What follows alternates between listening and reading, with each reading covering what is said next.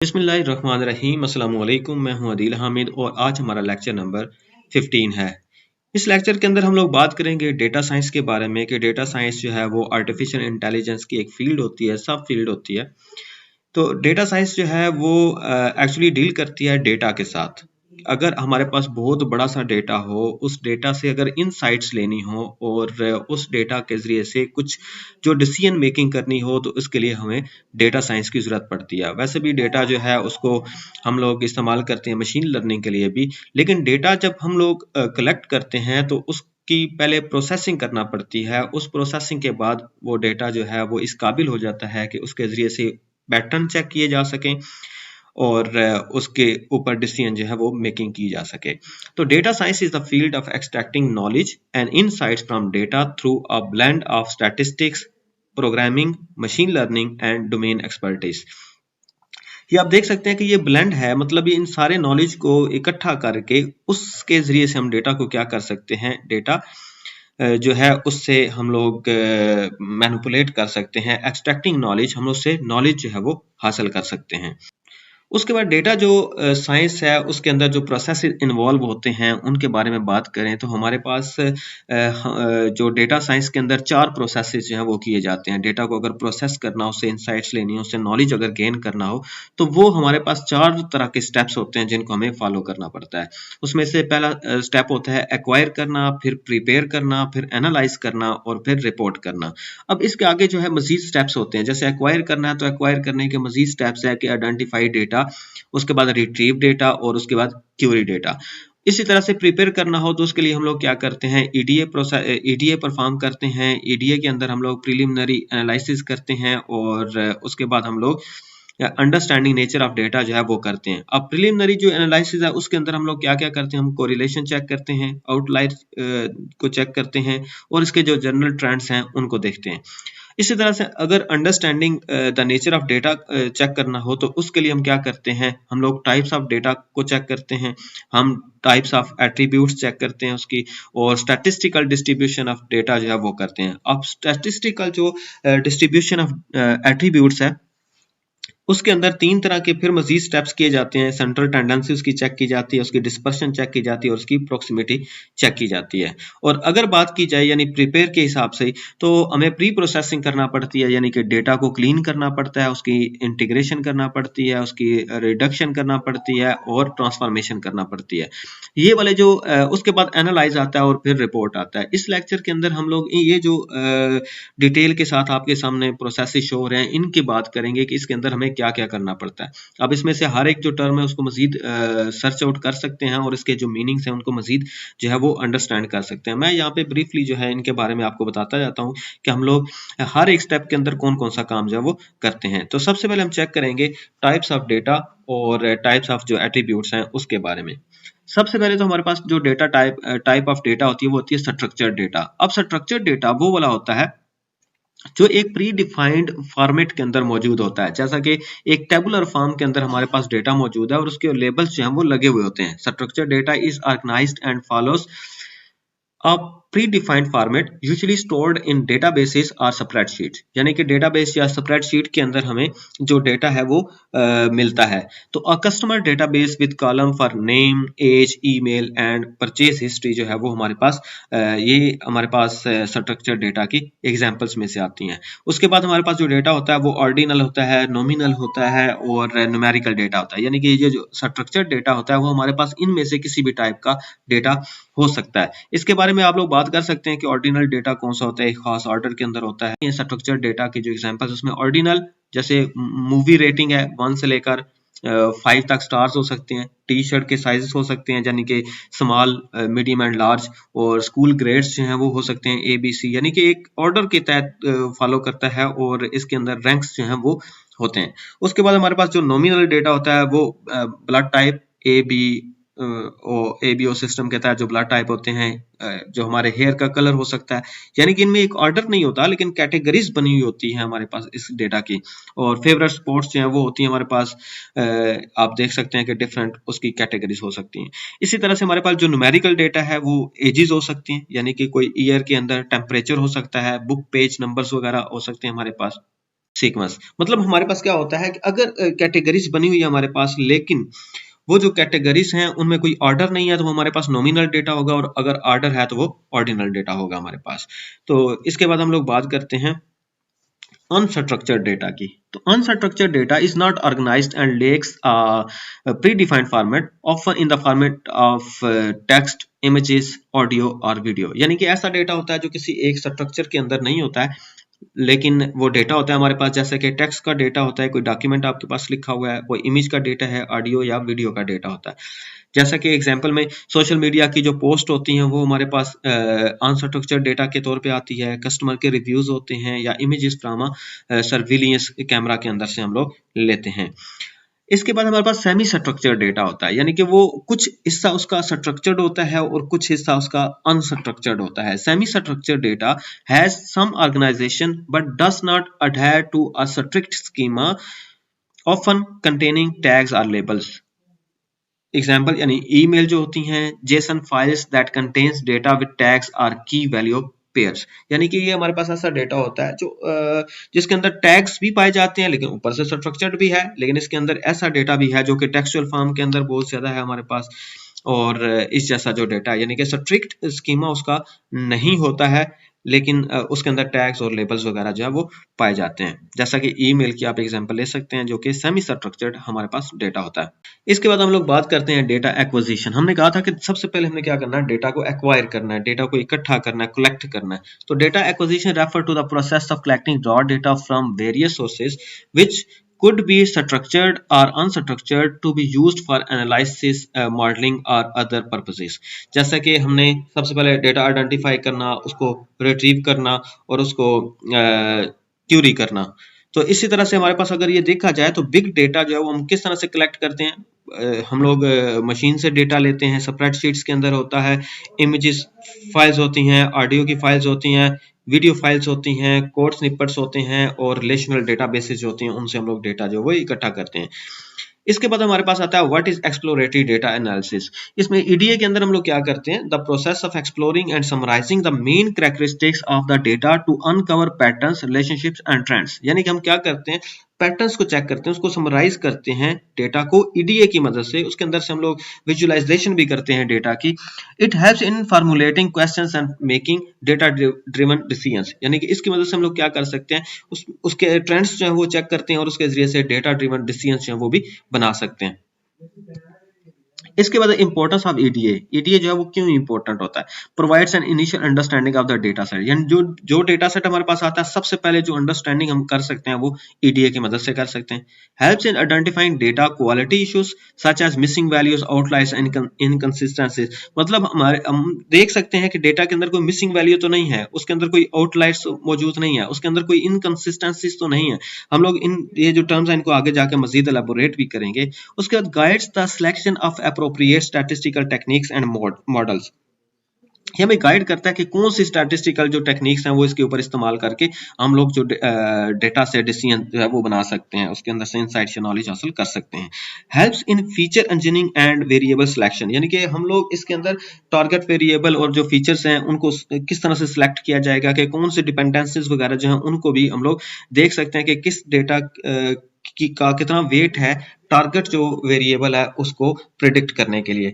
Enables the discovery of meaningful insights and actionable conclusions. यानी कि हम एक्शनेबल कंक्लूजन जो है वो निकाल सकते हैं, क्योंकि हम इसकी मदद से मीनिंगफुल जो इनसाइट्स होती हैं वो ले सकते हैं इसकी मदद से। उसके बाद आता है डिस्क्रिप्टिव स्टैटिस्टिक।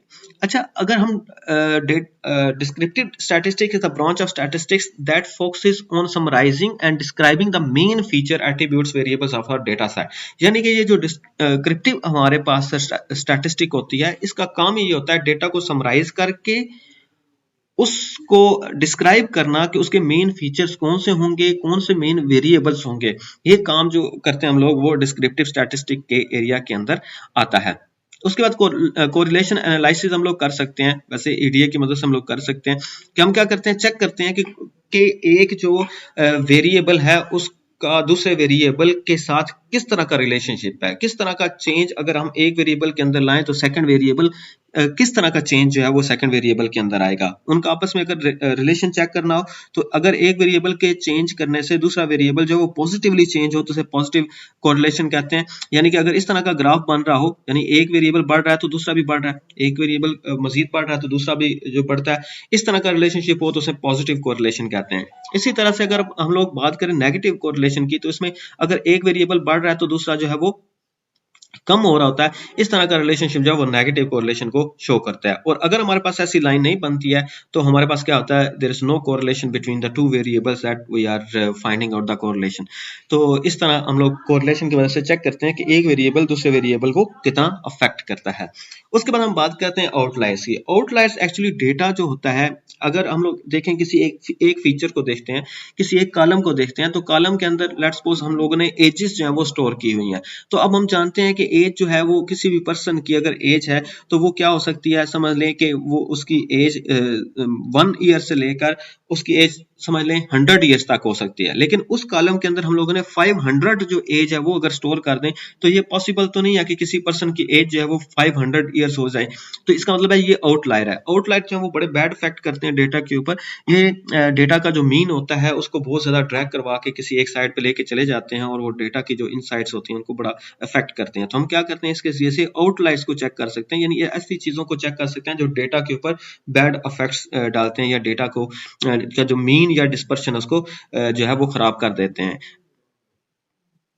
इसके बाद आती है हमारे पास सेंट्रल टेंडेंसी। सेंट्रल टेंडेंसी का मतलब होता है कि डेटा का जो सेंटर है वो कहाँ पे है। हम चेक करना चाहते हैं कि जो मीन पोजीशन है, जो दरमियानी पोजीशन है किसी भी डेटा की, तो वो क्या पोजीशन है, क्योंकि उसके जरिए से हम चेक करते हैं कि डेटा जो है वो कितना ज्यादा फैला हुआ है और उसके जरिए से हम लोग जो है वो एक्चुअली अपने जो डिसीजंस है वो लेना चाहते होते हैं। तो मेजर ऑफ सेंट्रल टेंडेंसी में हम लोग क्या क्या चीजें निकालते हैं, हम लोग मीन, मीडियन, मॉड जो है वो निकालते हैं।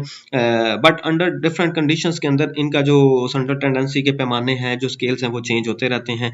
तो इसके बारे में हम लोग मजीद बात करेंगे कि हम लोग किस तरह से इनको निकालते हैं।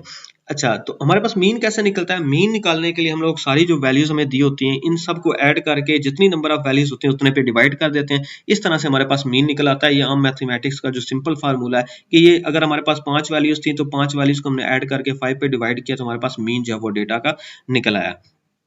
अगर हम लोगों ने मीडियन निकालना हो तो मीडियन निकालने के लिए हम पहले इसको सॉर्ट आउट करते हैं, मतलब इसे तरतीब के साथ असेंडिंग या डिसेंडिंग ऑर्डर के अंदर अपने डेटा को लिखते हैं और उसके अंदर से जो दरमियान वाली वैल्यू होती है वो हम लोग ले लेते हैं। अगर तो वो ऑड नंबर हो तो इसमें से ये दरमियान वाली सिंपल वैल्यू हम लोग ले लेते हैं, और अगर वो इवन नंबर ऑफ वैल्यूज हो तो दरमियान वाली 2 को लेके उसे 2 पे डिवाइड कर देते हैं। तो इस तरह से हम लोग अपनी जो वैल्यू है उसका मीडियन निकाल सकते हैं।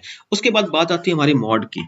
तो मॉड निकालने के लिए हम मोस्ट फ्रिक्वेंटली जो वैल्यू डेटा सेट के अंदर आती है उसको हम लोग कहते हैं मॉड। मतलब अगर हमारे पास एक डेटा है, उस डेटा के अंदर ये 4 देखेंगे 2 दफा आया तो 4 हमारे पास क्या होगा, इसका मॉड होगा। यानी कि जो वैल्यू एक से ज्यादा बार या मतलब सबसे ज्यादा बार आती है उसको हम लोग कहते हैं मॉड।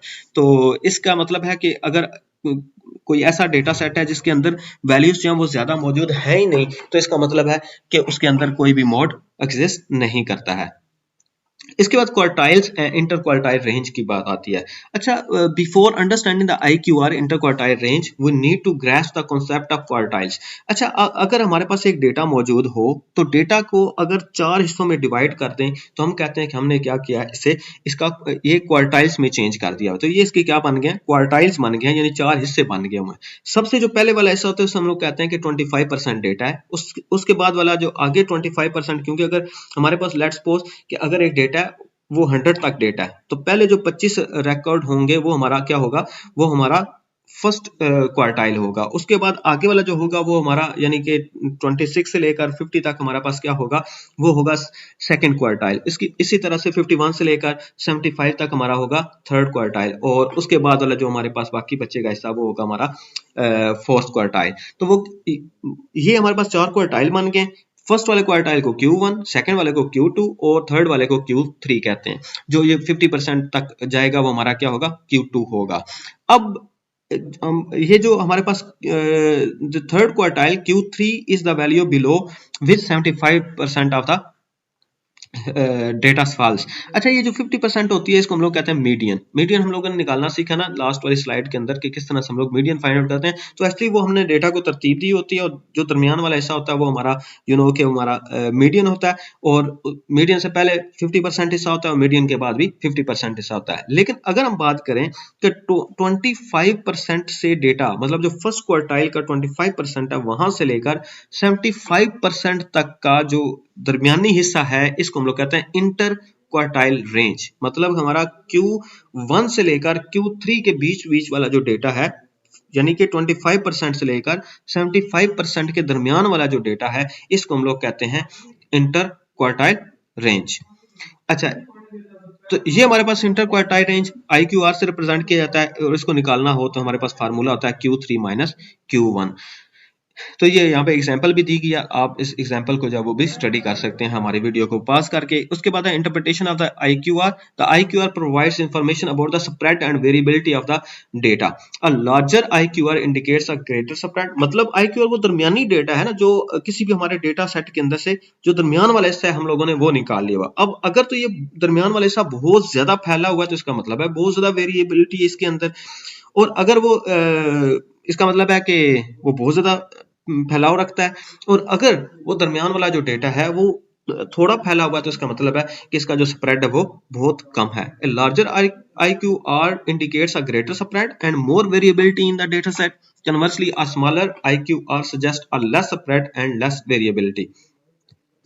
इसके बाद हमारे पास एप्लीकेशंस आती हैं IQR की। The IQR is widely used in the various fields including economics, health care and social sciences. जाहिर सी बात है हमारे पास जहाँ पर भी डेटा इकट्ठा होगा उस सोशल जो हमारे डेटा सोशल साइंसेज के अंदर इस्तेमाल होता है उसके अंदर जहाँ पे भी ये डेटा होगा तो उसका IQR जो हमारे लिए बड़ा जो बेनिफिशियल हो सकता है। It helps compare and analyse data distribution, identify abnormal data points and detect potential patterns और ट्रेंड्स। यानी कि ये हमारे सही तौर पे जो ट्रेंड्स या पोटेंशियल पैटर्न्स होते हैं उनको निकालने के लिए हमारे पास फायदेमंद साबित हो सकता है। Why we care about dispersion. अच्छा, हम डिस्पर्शन के बारे में क्यों केयर करते हैं? डिस्पर्शन डेटा जो डेटा साइंस है इसके अंदर ये बहुत बड़ा सा बेनिफिशियल चीज हमारे लिए हो सकती है कि dispersion is the spread of data points around a central value. सबसे पहली बात तो ये डिस्पर्शन होती है कि हम सेंट्रल वैल्यू से डेटा कितना ज्यादा फैलाव रखता है, इसको हम लोग कहते हैं कि ये डिस्पर्शन हो गई हुई है। तो indicative variability with in a data set. अब क्या कहता है, increase difficulty in capturing pattern. अगर वो डिस्पर्शन डेफिनेटली अगर ज्यादा होगी तो वो पैटर्न जो उनको आइडेंटिफाई करना मुश्किल हो जाएगा, ओवरफिटिंग हो सकती है। ये ओवरफिटिंग का रिस्क हो सकता है हमारे पास, और हम लोग ओवरफिटिंग वगैरह के बारे में बाद में बात करेंगे कि किस तरह से होती है। रिड्यूस प्रेडिक्टिव एक्यूरेसी, जो एक्यूरेसी होती है प्रेडिक्ट करने की वो हमारे पास कम हो जाती है, और इम्पैक्ट ऑन आउटलायर हैंडलिंग, जो आउटलायर हैं उनको हैंडल करना हमारे लिए काफी ज्यादा मुश्किल हो जाता है अगर डेटा की डिस्पर्शन जो है वो बहुत ज्यादा होती है।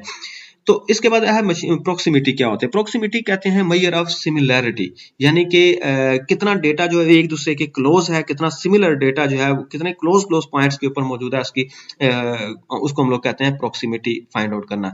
एक्चुअली ये हमारा समरी लेक्चर है, समरी लेक्चर को हम बहुत ज्यादा जो है वो लंबा नहीं कर सकते। इसके अंदर जो मेन पॉइंट्स है या मेन थीम है वो मैं आपको बता रहा हूँ। इसको मजीद आप लोग जो है एक्सप्लोर भी कर सकते हैं, और अगर आपको कोई क्वेश्चन हो तो उस क्वेश्चन को हम लोग कमेंट्स के जरिए से जो है वो एड्रेस कर सकते हैं। इसके बाद ये देखें कि हमारे पास डेटा जो प्री प्रोसेसिंग होती है उसके कौन कौन से स्टेप्स होते हैं। उसमें हमारे पास डेटा की क्लीनिंग होती है, उसके बाद डेटा इंटीग्रेशन होती है, डेटा ट्रांसफॉर्मेशन होती है, और डेटा रिडक्शन और डायमेंशनल जो रिडक्शन होती है वो होती है। तो इसमें हम लोग जो हर एक जो पॉइंट है उसकी बात करते हैं। तो डेटा क्लीनिंग जो टेक्निक्स होती हैं उसमें हमारे पास आती है कि हैंडलिंग मिसिंग वैल्यू, यानी कि हमारे पास डेटा है उसके अंदर डेटा जो मिस हुआ है तो उस डेटा को हमें जो है वो किसी तरह से हैंडल करना होता है। उसको इम्प्यूट कर सकते हैं या फिर हम लोग उन रोज को जो है वो डिलीट भी कर सकते हैं। उसके बाद आउटलायर डिटेक्शन होती है। आउटलायर की हम पहले बात कर चुके हैं कि आउटलायर जो है हमारी सेंट्रल टेंडेंसी का जो पैमाना या स्केल उसको बहुत ज्यादा ड्रैग करवा के किसी एक साइड पे लेके चला जाता है, तो वो भी हमारे लिए ठीक नहीं होता। इसके हम आगे इसके बारे में बात करेंगे कि स्क्यूनेस जो होती है डेटा की, वो राइट स्क्यूड या लेफ्ट स्क्यूड जो हो जाता है तो वो किस तरह से हो जाता है, ये आउटलायर की मदद से भी ऐसा हो जाता है। उसके बाद हमारे पास डेटा की जो स्टैंडर्डाइजेशन है वो हम लोग करते हैं। Make consistent for easier analysis and comparison. जो डेटा है उसको स्टैंडर्डाइज्ड फॉर्मेट के अंदर लेके आते हैं। तो इसके बाद हमारे पास आ जाता है डेटा की जो वैलिडेशन है, check data against tools to ensure accuracy and reliability, यानी कि डेटा जो वैलिडेट करना होता है कि आप वाकई इसके साथ वो रिलेट करता भी है या नहीं करता जो कि हम लोग जिस फीचर को स्टडी कर रहे हैं। उसके बाद डेटा की इंटीग्रेशन होती है, यानी कि डिफरेंट सोर्सेज से अगर हम लोग डेटा को इकट्ठा करें, कलेक्ट करें, गैदर करें, तो उनको इकट्ठा करके एक जगह पे इकट्ठा कर देना, इसको हम लोग कहते हैं कि डेटा को इंटीग्रेट कर देना। उसके बाद हमारे पास आ जाता है जी डेटा की रिडक्शन होती है, the process of transforming digital information into a simplified, ordered and corrected form. It can be used on numerical और अल्फाबेटिकल इंफॉर्मेशन के अंदर, यानी कि हम लोग क्या करते हैं, मुख्तलिफ जो डेटा हमारे पास आता है जो कि बहुत ज़्यादा फैला हुआ डेटा होता है, उसको हम लोग किसी एक स्ट्रक्चर्ड फॉर्मेट के अंदर लिख देते हैं ताकि वो डेटा जब वो रिड्यूस हो जाए, उसका वॉल्यूम कम हो जाए और जो रेपिटेशंस वगैरह उनको भी जो है वो इसके अंदर हैंडल किया जा सकता है। उसके बाद हमारे पास आता है पीसीए। पीसीए भी जो है वो statistical method for that reduces a data table to its main features. It's dimensionality reduction technique that often used to reduce the size of the large data sets. PCA works by linearly transforming data onto a new coordinate system. यानी PCA क्या करता है, हमारे पास बहुत बड़ा सा data है और उसके कुछ ऐसे फीचर्स हैं जो कि दो तीन मिला के एक फीचर बनाया जा सकता है, यानी तो इस तरह का जो डेटा है, इस तरह करके भी हम क्या कर सकते हैं, डेटा को रिड्यूस कर सकते हैं, डेटा को छोटा कर सकते हैं।